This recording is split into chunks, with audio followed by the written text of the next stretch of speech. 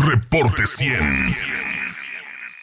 Con nosotros el presidente de la Comisión Estatal de Derechos Humanos, Luis Fernando Rentería Barragán. Luis Fernando, ¿cómo estás? Buenos días, bienvenido. Buenos días, Juan Carlos, un gusto. Un año ya al frente de la CEDH. Sí, justo el 15 de marzo cumplimos un año en la Comisión Estatal. Sí. Y bueno, me gustaría comentarte en muy resumidas cuentas, ¿no?, qué ocurrió en este año. 16 recomendaciones en este año. Sí, contamos desde el 15 de marzo, son las 15 recomendaciones por desaparición de personas. Sí. Y más recientemente una recomendación por ejecución extrajudicial al presidente municipal de Empalme. Sí, en el caso de las 15 recomendaciones son a la Fiscalía General de Justicia del Estado. ¿En qué estatus se encuentran estas recomendaciones a la Fiscalía? Desde el año pasado solicitamos la comparecencia de la fiscal al Congreso para que explique por qué ella estima que no son graves violaciones de derechos humanos. Acuérdate que un tema de las recomendaciones fue que no aceptó 2 de los 6 puntos que estamos solicitando el cumplimiento, pero a nosotros lo que nos pareció más delicado de todo esto es que ella dice que esas violaciones que se cometieron no son graves, cuando en realidad lo que ocurre ahí es que se actualiza el supuesto de aquiescencia del derecho internacional de los derechos humanos, que en resumidas cuentas significa que esa desaparición por particulares, por estas omisiones graves en las investigaciones, se actualiza una desaparición forzada por estas omisiones de la Fiscalía. La fiscal sostiene en estos documentos que estas violaciones no son graves y por tanto solicitamos la comparecencia al Congreso para que le explique. ¿Me puedes poner un ejemplo en estas 15 recomendaciones, un caso así no con nombres y apellidos, claro, pero sí un ejemplo de un hecho, es decir, para que la audiencia tenga el contexto en dónde cometió omisión la Fiscalía General de Justicia en el tema de desapariciones? Sí, bueno, además es algo que ocurre en los 15 casos, que creo que lo comentamos. Son dos grandes situaciones de aquiescencia. La primera, que se deja de investigar por periodos sumamente largos, de más de 2 años, ¿no? Ese es un tema. Pero el más grave es que no se realizan acciones muy concretas que establece un protocolo que se deben de realizar en las primeras 24 horas y que son clave para aumentar las posibilidades de encontrar a esa persona desaparecida. Entonces, sobre todo esa gran omisión, a pesar de tener un protocolo homologado, se llama, ¿no?, que donde se establece cuáles son las cosas concretas que hay que hacer en esas 24 horas y que en la mayoría de estos casos la Fiscalía no hizo ni una sola de ellas, actualiza el supuesto de aquiescencia y por tanto esas desapariciones que en principio solo fueron responsabilidad pues por particulares, por eso se llaman desapariciones de particulares, ante estas 2 grandes omisiones, ¿no?, de dejar de investigar por más de 2 años, de no hacer lo básico en las primeras 24 horas, actualiza el supuesto de aquiescencia y por tanto la hace una grave violación de derechos humanos, porque una desaparición por particulares entonces se puede establecer que ahora es una desaparición forzada. Sí. Y esa gravedad es la que no reconoce la fiscal y la que nosotros solicitamos que explique ante el Congreso y también para que yo tener la oportunidad de explicar. ¿El Congreso ya la citó? El Congreso, lo último que ocurrió el año pasado es que nos solicitó la documentación de los expedientes de estas recomendaciones y nosotros le respondimos le hicimos llegar esa documentación desde luego al Congreso, pero le comentamos que lo que establece la ley es que primero se tiene que citar, ¿no? Pero ya viene Semana Santa, ¿no? ¿Y luego? Pues acuérdate que el Congreso cita a los que tú pides que comparezcan en Viernes Santo, en Jueves Santo, o así como Antonio Cesarán, ¿no? Podría ser, no lo sé. Ese lo citaron a comparecer el lunes de esa semana. ¿Un lunes de Pascua, el lunes de Semana Santa? El lunes de Semana Santa. Sí, pues nadie estaba, es más, y además virtual, ¿no? Y además virtual. Pues a lo mejor ahora sí el Congreso cita para Semana de sabemos. El Jueves Santo. El informe fue el 28 de febrero pasado. Sí. Y ahí volví a tener la oportunidad de comentarles ahí en esa sesión que creo que merecemos que la fiscal nos explique por qué esto no es grave, ¿no? Sí, pero bueno, está entonces el tema atorado en el Congreso para la comparecencia de la fiscal de justicia y con nombres y apellidos, ¿a qué diputado le toca resolver esta solicitud de comparecencia de la CEDH? Es la Comisión de Justicia y Derechos Humanos la que tiene que preside preside Diana Karina Barreras. Así es.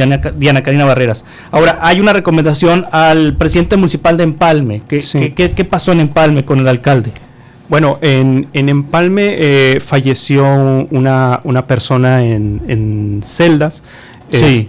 Esto no es el primer caso, ya sabrás, ¿no?, que ocurre aquí en Sonora, ni la primera recomendación que sobre un tema de estos emite la comisión, pero lo que sí es novedoso es que por primera vez lo enfocamos bajo el concepto de ejecución extrajudicial como grave violación de derechos humanos.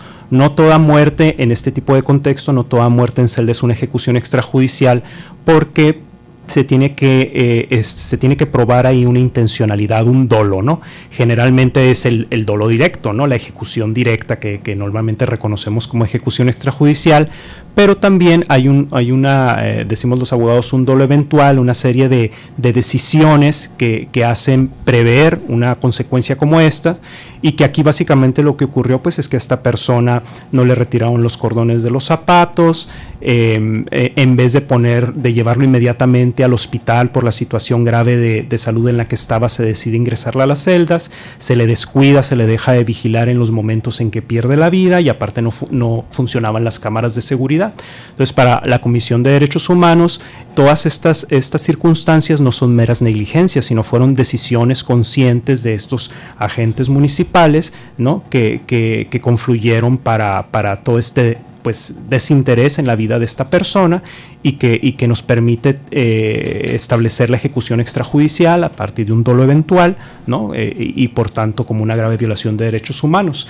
El presidente municipal de Empalme ya contestó, aceptó en la totalidad la recomendación. Creo que es, digamos, la otra cara de los asuntos de la comisión, un ejemplo de cómo la comisión puede cumplir un papel muy importante en coadyuvar para fortalecer el cumplimiento de los derechos, para transitar a contextos en los que estas graves violaciones no vuelvan a ocurrir, y creo que hay un contexto ahí muy favorecedor para el cumplimiento de esta recomendación, donde, te insisto, también es una grave violación de derechos humanos, pero que creo que el alcalde de Empalme lo entendió bien, y creo que vamos a transitar. ¿Cómo se puede medir la eficacia y la eficiencia de la CDH? ¿A través del número de recomendaciones, o hay otros parámetros que se pueden tomar en cuenta? No, de hecho creo que alguna vez comentamos que para mí las recomendaciones son ya el caso extremo de graves violaciones de derechos humanos, donde difícilmente se puede llegar a una reparación integral porque la violación suele estar ya consumada. Para mí el medio más eficaz que tiene la comisión para resolver problemas son las medidas cautelares, porque las medidas cautelares permiten restablecer el disfrute de los derechos en ese momento, y ese fue uno de los logros de este último año. Se triplicó el número de medidas cautelares, se estaban emitiendo 13 medidas cautelares al año, que son muy pocas. El último año se emitieron 37, y para este año vamos a emitir al menos 140, es decir, vamos a aumentar a 1000% la emisión de medidas cautelares, que son resolución de problemas concretos de violaciones de derechos humanos de forma inmediata. ¿Quiénes son los clientes frecuentes de la CDH para medidas cautelares, para en tema de quejas y en tema de recomendaciones? La Comisión Estatal de Derechos Humanos en el último año resolvió 6,000 problemas, es decir, más de 100, alrededor de 125 problemas a la semana, y siempre la mayoría de estas peticiones ante la comisión tienen que ver con temas de la Fiscalía General de Justicia, sobre todo por problemas de dilación, y luego también con la Secretaría de Seguridad Pública, particularmente en los centros de reinserción social. Sí, esto es una constante en todas las entidades de la República, las fiscalías y además en la historia de la propia comisión en Sonora. La Fiscalía y los penales. Sí, y luego también la Secretaría de Educación, hospitales, etcétera, ¿no? Pero siempre es Fiscalía y Secretaría de Seguridad Pública. Sí, ¿qué pasó con el tema de mujeres? Hace un año comentaste que desde la CDH estarías tú dispuesto a promover que se legislara en materia de aborto en Sonora. ¿Qué ha pasado con eso? Bueno, tenemos una de los otros temas importantes que hemos transitado este año, es que tenemos una cercanía muy importante con los diversos colectivos de defensores y defensoras de derechos. Es el caso, por ejemplo, de los colectivos de búsqueda, de donde de alguna manera nació estas recomendaciones por desaparición de personas, y este año hemos tenido una cercanía con 20 colectivos de feministas, ¿no?, donde hemos pues estado en conversaciones sobre estos temas. Particularmente hemos estado muy pendiente del cumplimiento de la NOM 046, ¿no?, que es el aborto que hasta este momento sí se permite de forma legal. Y bueno, el gran tema del aborto que reconoció la Suprema Corte el año antepasado es que en este momento ya no se puede interponer una acción de inconstitucionalidad porque el plazo pasó en ese momento, entonces es necesario esperar actos concretos de autoridad, sobre todo de personas que en concreto pudieran ser criminalizadas por el ejercicio de este derecho y caso a caso ir actuando. Lo que es muy difícil ahorita pues es actuar con un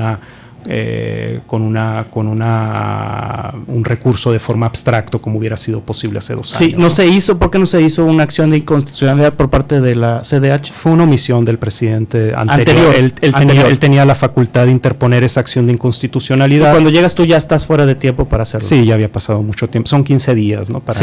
Son 30 días para interponer. Entonces, la acción de inconstitucionalidad. La CDH no puede meter una iniciativa de ley, por ejemplo. Tiene una facultad, por ejemplo, de emitir informes especiales como el que emitimos, por ejemplo, en el caso de la ley Ingrid, ¿no? Pero es un informe que no es vinculante para el Congreso, ¿no? Sí, pero está muy difícil el tema, Luis Fernando. Ni las diputadas del pañuelo verde han metido iniciativas, ¿no? Celeste, Rosaleda Trujillo, algunas de Morena que eran pañuelo verde, son o eran, no sé. No lo sé. No, bueno, pues que andaban en las manifestaciones feministas con el pañuelo verde y todo, y ahora a la hora de llegar al Congreso, pues ya se les olvidó el pañuelo verde. Te digo, en una de esas le dicen trapo como Lili Telles. ¿Perdón? En una de esas le dicen trapo como Lili Telles. No lo sé, yo supongo que habrá en algún momento el contexto para presentarla. Luis Fernando Rentería Barragán, el informe completo, ¿dónde lo podemos consultar? En la página de la comisión, en las redes de la comisión.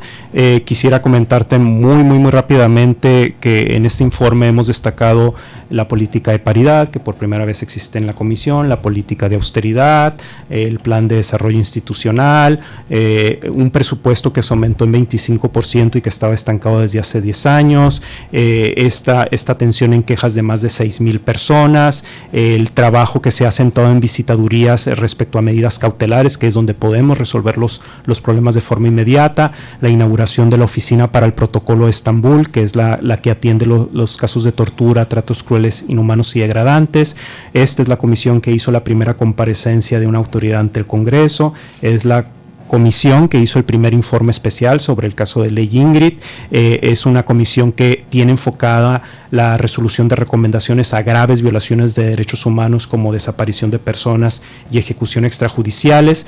Tenemos esta cercanía constante con las colectivas de derechos humanos, feministas, buscadoras de personas desaparecidas y de colectivos de la diversidad sexual, y en general pues estamos tratando de normalizar el lenguaje de los derechos, estamos haciendo un esfuerzo grande de comunicación social. Si revisan nuestras redes, no hay día en que no se comunique una medida cautelar que se emitió, una queja de oficio, este esfuerzo de estar haciendo las actividades, informe semanal, que es una fotografía de lo que realiza la comisión en esa semana, los comunicados con el cual estamos tratando de ayudar a explicar los temas con sencillez que van pasando por la comisión. Muy bien, Luis Fernando, muchas gracias. Al contrario, mucho gusto. Que te vaya muy bien. Presidente de la Comisión Estatal de Derechos Humanos. Reporte 100.